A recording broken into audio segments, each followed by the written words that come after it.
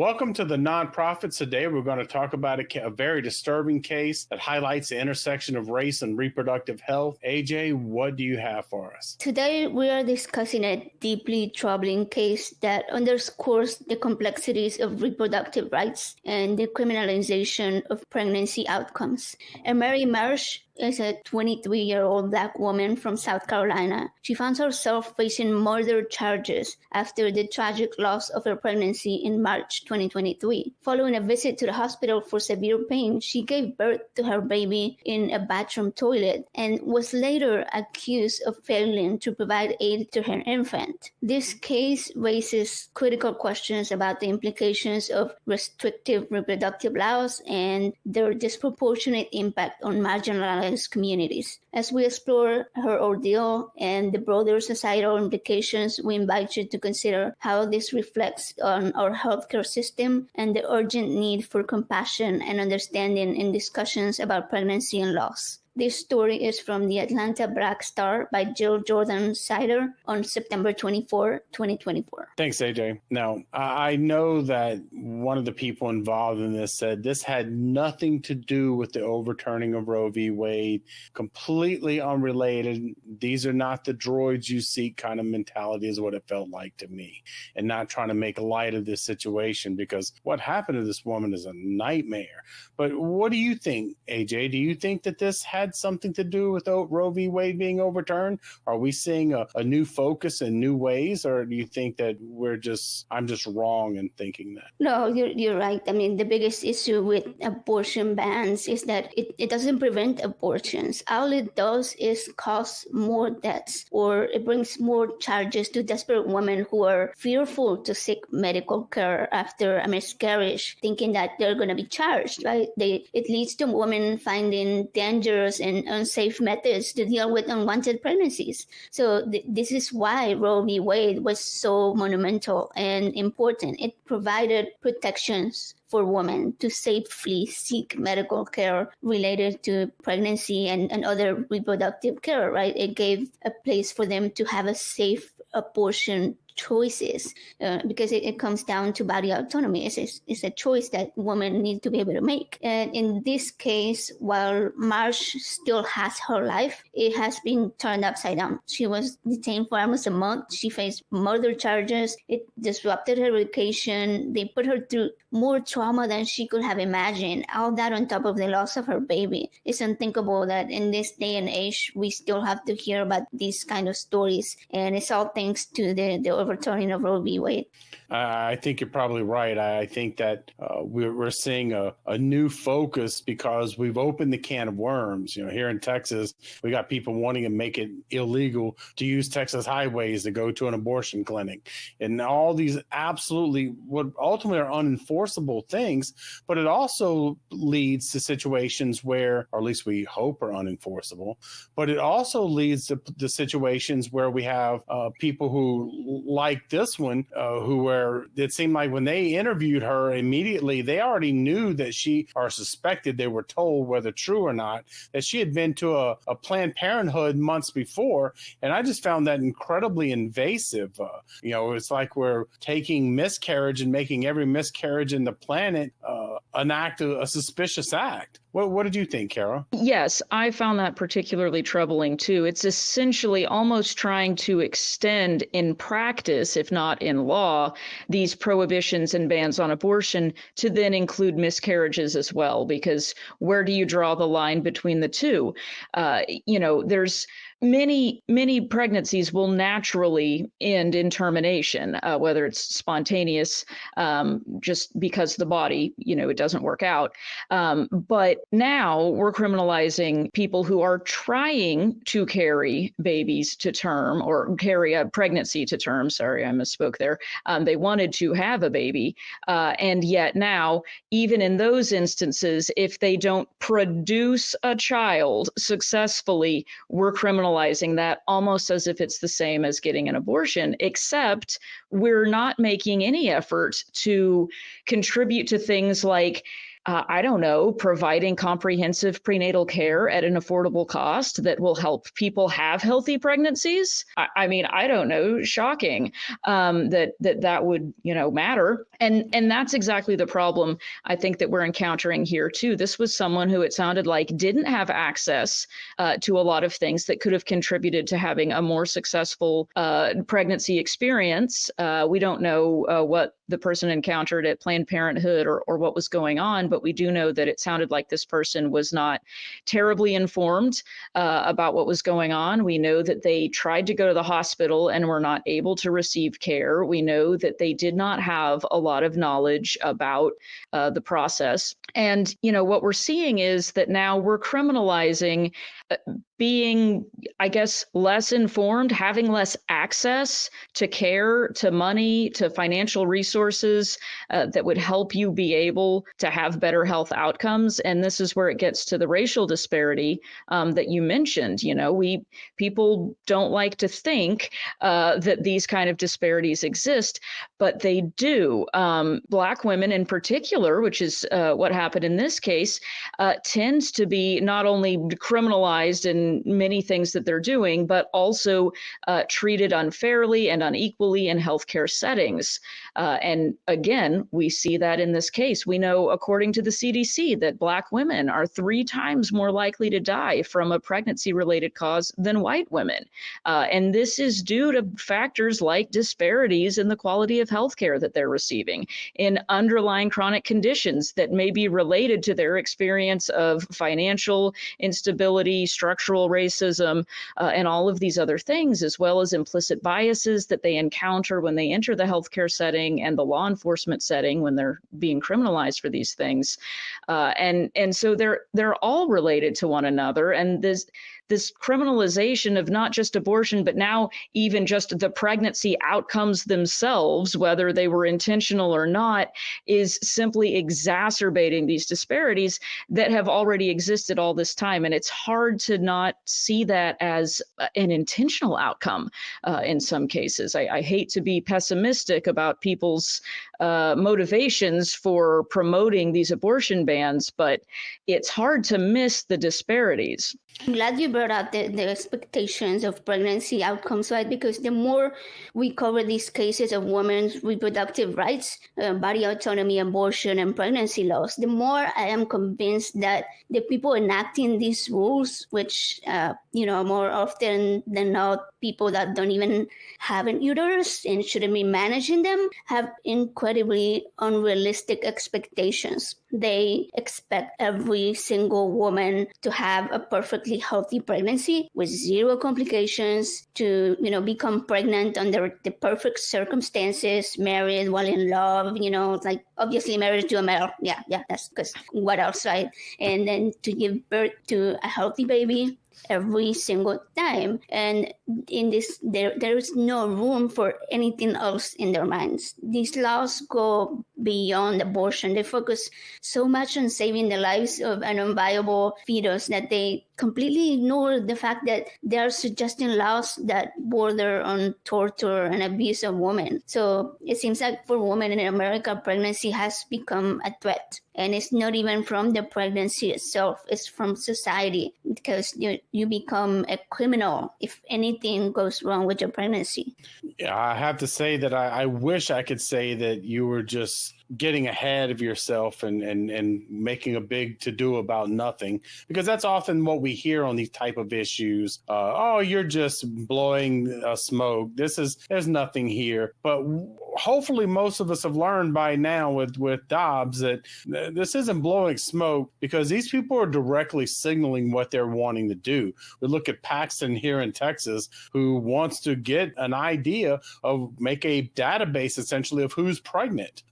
There's a reason why they want that information, because like you said, if it's a healthy pregnancy or it's an act of suspicion. And that's very dangerous. But going back to something, Kara, that you said, if we want to have healthy pregnancies, let's start with universal health care. Let's talk about, good prenatal. Let's talk about, and if we want to talk about pro-life, we're going to talk about a whole lot of things far beyond just pregnancy.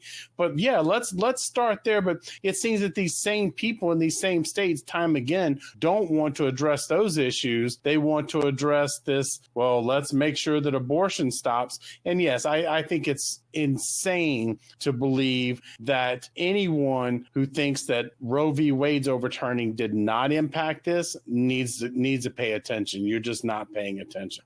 But one thing, Carol, I wanted to ask you about, you mentioned, some of these problems that I just discussed. What are we seeing as far as in these states where we're seeing the tightening of Roe v. Wade laws? What are we seeing as far as that mortality rate? Are we seeing that being impacted for both mothers and for mortality rate of infants themselves? Are we seeing anything like that? Yes, I believe we are. And I don't have the exact statistics on this. I think it's going to take a little bit of time to see a trend develop. But this is not the first instance of a case that we've heard of like this. If you read articles on any major news source that's following this issue, you'll see example after example of someone whose life was tragically lost as a result of not being able to access care that they needed, either because they were having a miscarriage and they were not able to receive care because the doctors were afraid that they would be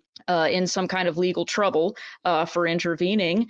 You're seeing people who are children, young girls that are now carrying pregnancies to term, and now their life trajectory, their health is massively impacted. We're seeing people who are, surviving complications to pregnancies, maybe in some cases surviving, in other cases not, that are due to chronic health conditions that they knew in advance were going to be incompatible with a healthy, successful pregnancy. And yet they were stuck putting their bodies through that and putting their lives at risk for no good reason. So yes, we've seen this happen. We've seen the results begin to appear before our eyes. I know recently there was a certain political candidate made some kind of statement such as, where are these people that are these women that are supposedly, showing up to emergency rooms and bleeding out in the parking lot? Well, sure enough,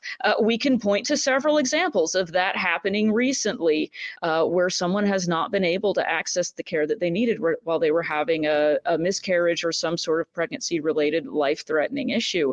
This is a real thing that's happening to people, regardless of whether some want to pay attention to it or not, or say, oh, well, these are rare. Well, okay, those are people that's happening to.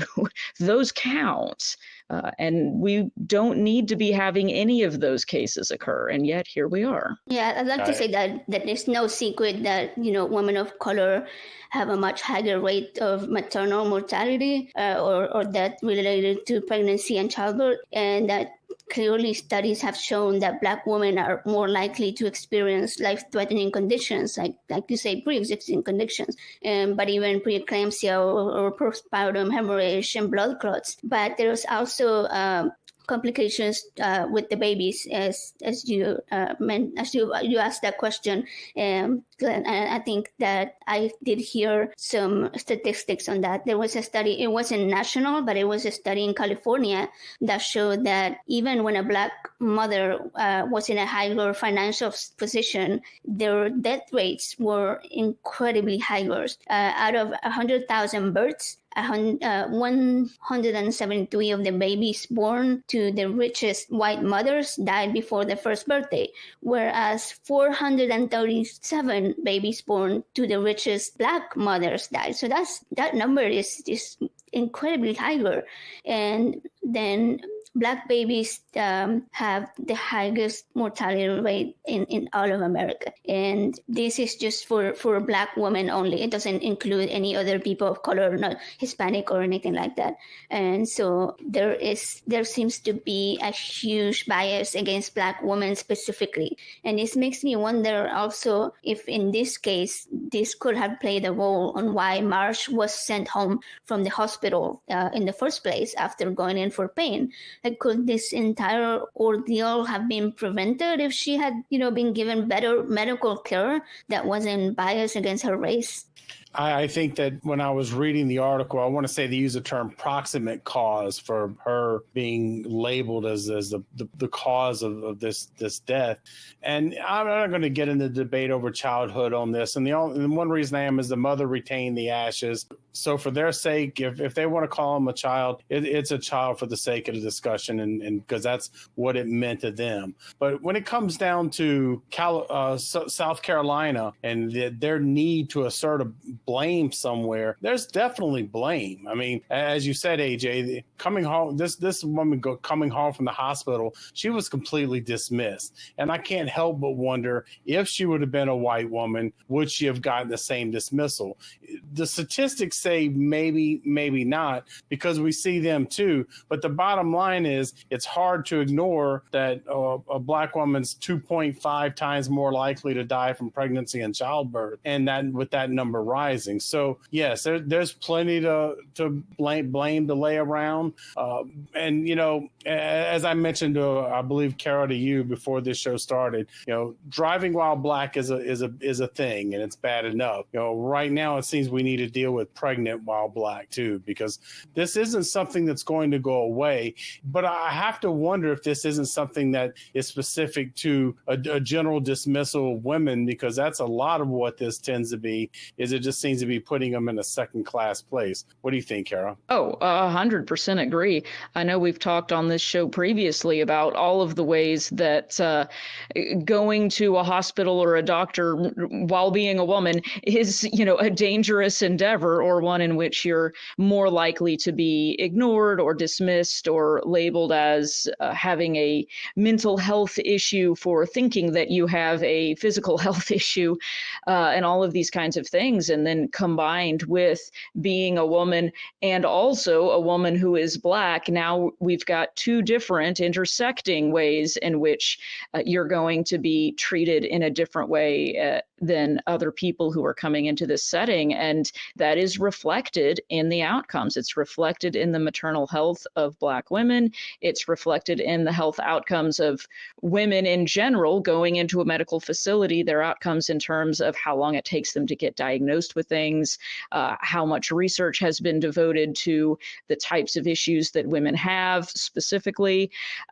All of these issues are combining. And when you look at this in a larger context, with many of the other laws that we have on the books, or have in the past had on the books, that disproportionately affect certain groups of people, it's hard to not see the pattern. When you see these abortion laws happening in states that also have a history of having laws that are going to restrict people from voting, and those laws tend to restrict certain demographics from being able to vote.